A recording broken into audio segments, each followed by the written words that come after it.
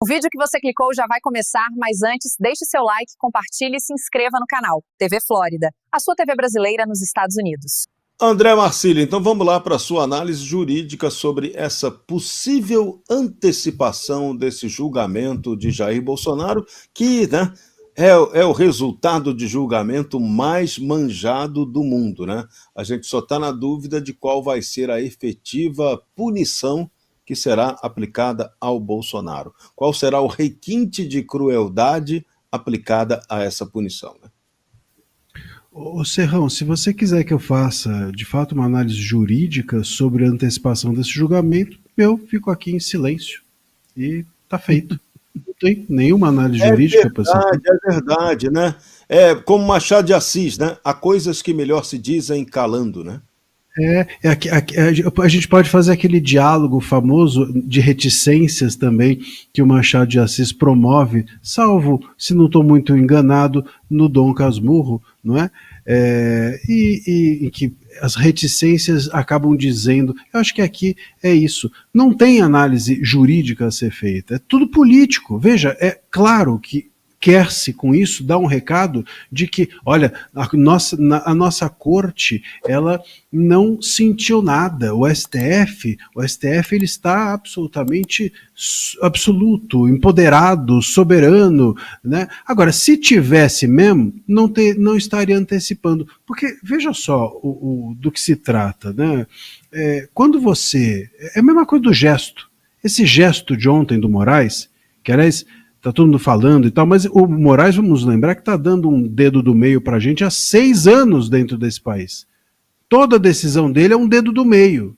E não vou dizer onde, mas é um dedo do meio.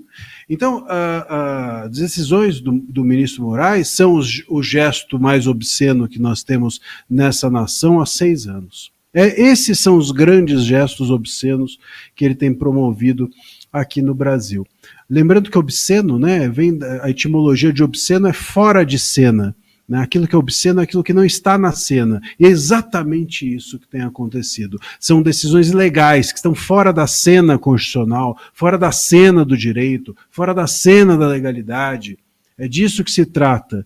E por isso que também a palavra obsceno tomou essa versão pornográfica, porque é um pouco isso, né? Aquilo que é fora de cena e aquilo que sai do que deveria estar à luz de todos, à vista de todos, acaba se tornando algo discutível moralmente. Agora, o ponto aqui é que politicamente, tanto o gesto de ontem quanto essa antecipação denunciam o que ele não queria. O ministro Moraes quis mostrar tranquilidade ontem no jogo do Corinthians e Palmeiras. Ele mostrou o quê? Intranquilidade ao dar aquele gesto. Essa antecipação do julgamento, ela gostaria de mostrar o quê? Uma tranquilidade, uma soberba, uma espécie de, nós não estamos preocupados com isso, mas quando eles antecipam, eles mostram que eles estão preocupados e mostram que exatamente esse julgamento do Bolsonaro é o ato político que eles estão fazendo.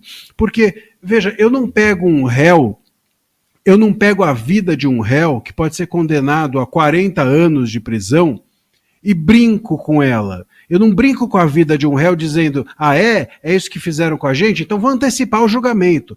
Cara, se você brinca com um réu, você não é juiz. Você não é nada jurídico que está sendo posto aqui na mesa. Ninguém brinca com a vida de um réu dizendo, vou julgar aqui agora eu vou julgar antes, agora vai ver o que eu vou fazer com o seu caso. Isso não é um julgamento, isso não é justiça, isso não é jurídico. Então é disso que se trata. Eles estão antecipando, brincando com a vida do Bolsonaro, que é isso.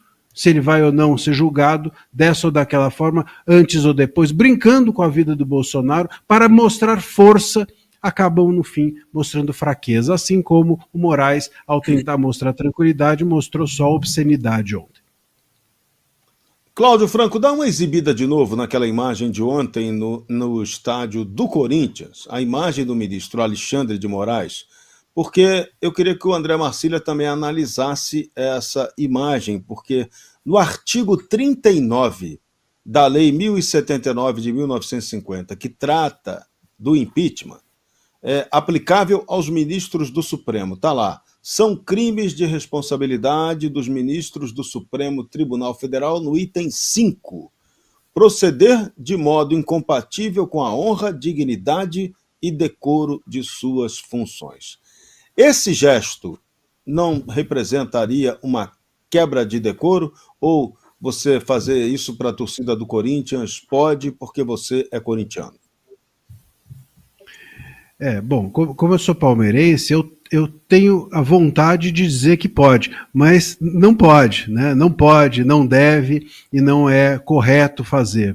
Mesmo para o juiz, inclusive, que anulou o gol legítimo do Palmeiras, que não estava impedido. Mas, de qualquer maneira, esse gesto não apenas quebra o decoro, como não é digno de um juiz. De nenhum juiz, diga-se de passagem, não apenas de um ministro do Supremo, nenhum juiz. Se um juiz de primeira instância fizesse um negócio desse para alguém, é muito possível que fosse punido pelos mesmos que estão nessas cadeiras do Supremo. Incrivelmente. Então, é disso que se trata. Sim, é possível que...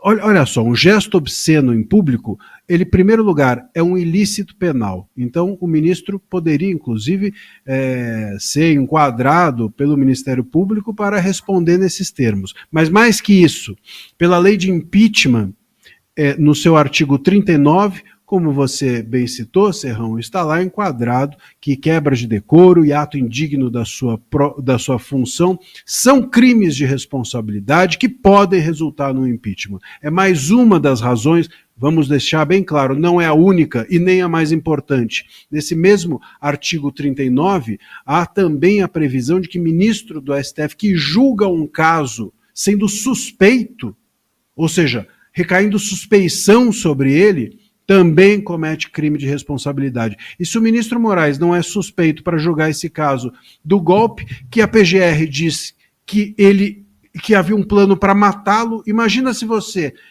Suspeição, só para o público entender, na nossa legislação significa, por exemplo, você ter um inimigo, você julgar o seu inimigo, aí você não pode, você é suspeito. Você, por exemplo, tem interesse no resultado da causa, aí você não pode, porque você é um juiz suspeito. E é exatamente isso que se trata. Veja, se tinha um plano para matá-lo, como é que ele não tem suspeição?